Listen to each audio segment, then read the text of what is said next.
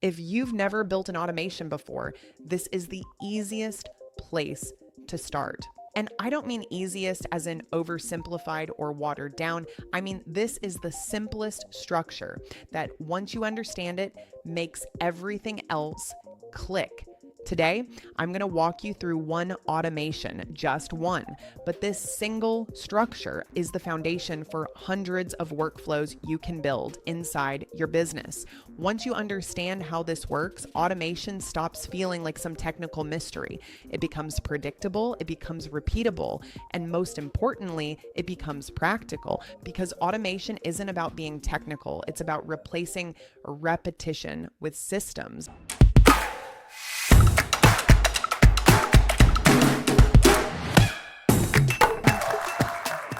Before we dive into the how-to, I want to reset your expectations in a very realistic way. First, you do not need to be technical. I've worked with local business owners who can run 8-figure companies, but still say, I'm not tech savvy. Automation isn't about coding skill. It's about understanding structure. Once you understand structure, the tools become secondary. Second, you do not need to write code. None of what we're building today requires programming. We are using no-code tools designed specifically for non-developers. That's important because most people avoid automation, not because they can't understand it, but because they assume it requires engineering level knowledge. It doesn't. Third, and this is the big one, one simple workflow can scale into dozens, even hundreds of use cases.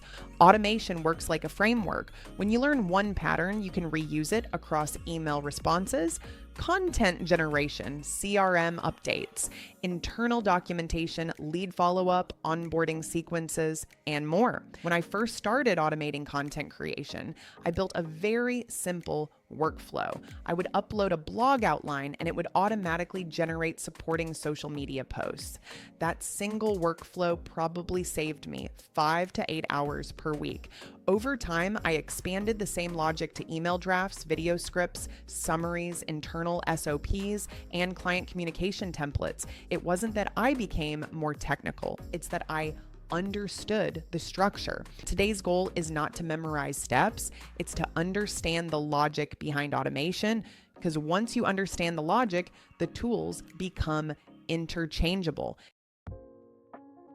Every automation, no matter how complex it looks from the outside, is built on 3 components. If you understand these 3 components deeply, you can automate almost anything. The first component is the trigger. The trigger is what starts the automation. Think of it like a starter pistol in a race. Nothing happens until the trigger fires. In practical terms, a trigger could be a new file being uploaded, a form submission, an incoming email, a payment being processed, or a task being completed.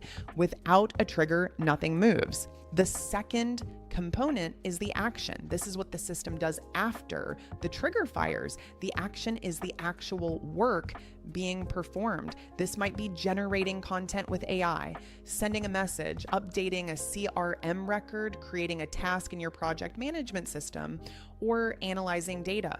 The action is the transformation phase. It takes input and produces something new. The third component is the output. This is where the result goes. It might be sent as an email, saved as a document, uploaded into a folder, inserted into a CRM, or posted into a Slack channel. If you don't define the output clearly, your automation becomes incomplete. Let's use a simple example to make this real. Imagine someone fills out your contact form. The trigger is the form submission. The action might be generating a personalized response using AI. The output is sending that email automatically to the person and optionally notifying your team. That's it. Trigger, action, output. When you strip away all the complexity, every workflow follows the same logic. And once you start seeing automation through that lens, you stop feeling overwhelmed by tools. You start seeing patterns. Now let's talk about the tool that connects everything together. We're going to use Zapier as our automation engine. Zapier is a no-code platform that connects different apps together. Think of it as the bridge between your tools. The reason I like Zapier for beginners is simple. It removes friction. You don't need to understand APIs. You don't need to understand webhooks at a deep technical level. You simply define a trigger in one app and an action in another. Zapier calls these workflows zaps. A zap connects one app to another using a trigger and one or more actions.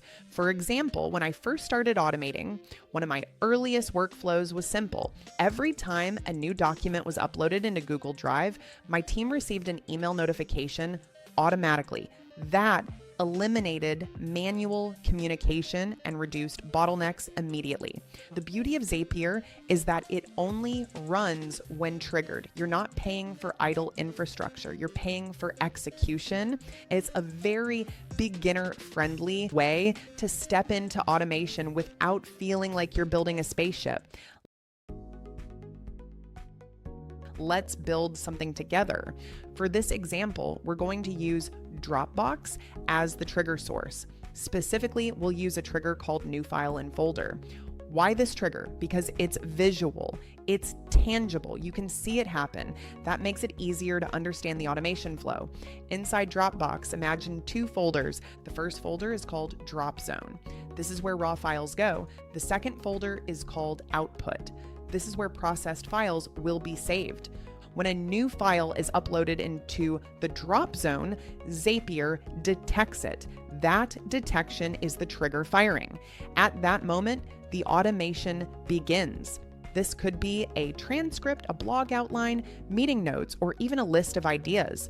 What matters is that a file arriving starts the process. Once you set the trigger inside Zapier and test it, you're confirming that the automation recognizes when a file appears. Testing triggers is important because it validates that your workflow is properly connected. Never skip testing. Automation without testing creates silent failures. Now we move to the action phase. Once a file enters the drop zone, we want something to happen. This is where we integrate ChatGPT inside Zapier. Zapier allows you to connect your OpenAI account. Once connected, you can choose an action like generate a response or create a completion. In our case, we might use something like generate a blog post summary for the document uploaded. What's important here is not just connecting ChatGPT, it's writing the prompt clearly. Prompts matter more than tools. The quality of your automation depends heavily on the clarity of your instructions. If you give vague prompts, you get inconsistent outputs. If you give structured prompts with formatting instructions and tone guidance, your outputs become reliable. When I first automated content workflows, I started with extremely basic prompts. Summarize this. That was it. Over time, I refined prompts to include tone, audience, length, structure, and formatting. The improvement in output quality wasn't because the AI changed dramatically, it was because the instructions improved. Automation amplifies clarity. It does not fix confusion. So once you define your prompt and map the file content into the AI action, you've built the transformation layer. Now we need to decide where the result goes. Automation without a defined output is like writing something and never saving it. In this case, we'll create a new file inside the output folder in Dropbox. Zapier allows you to name the file dynamically. For example, you can auto-name it using the original file name plus _summary at the end. This step matters more than beginners realize. If your automation generates output but doesn't store it in a usable location, you create friction. The goal of automation is to reduce friction, not shift it. So once we define the output action, save file to Dropbox, we test the entire workflow. Upload file into Drop Zone, trigger fires, ChatGPT processes content. Output saved automatically in output folder. That's a complete loop. Trigger, action, output. Now step back. This workflow isn't about Dropbox. It's not even about ChatGPT. It's about understanding structure. You can replace Dropbox with Google Drive. You can replace file uploads with form submissions. You can replace blog summaries with email drafts. You can replace content generation with CRM updates. emails can be automated based on triggers. Meeting notes can be summarized automatically. Social captions can be generated from long-form content.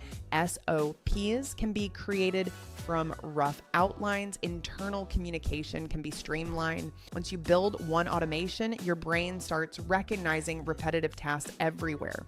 Automation becomes a lens, and once a workflow is set up, it runs 24/7 without needing motivation, focus, or reminders. That's leverage. Here's my advice. Do not try to automate your entire business in one weekend. Start with one repetitive task, something you do weekly that feels tedious, something that doesn't require creative genius but still consumes time. Build one workflow, test it, refine it, then expand. Automation is not about replacing yourself. It's about removing friction so you can focus on higher value decisions. If you want to see how automations like this apply inside real businesses, from lead generation to follow-up to content systems, that's exactly what we implement inside Online Profits AI. If you want to connect automations directly to your CRM, pipelines, and sales systems, that's what the high-level masterclass focuses on. But regardless of what program you choose, the principle stays the same. Start simple. Understand structure. Scale intentionally. And if this helped clarify automation for you, I'll see you in the next one.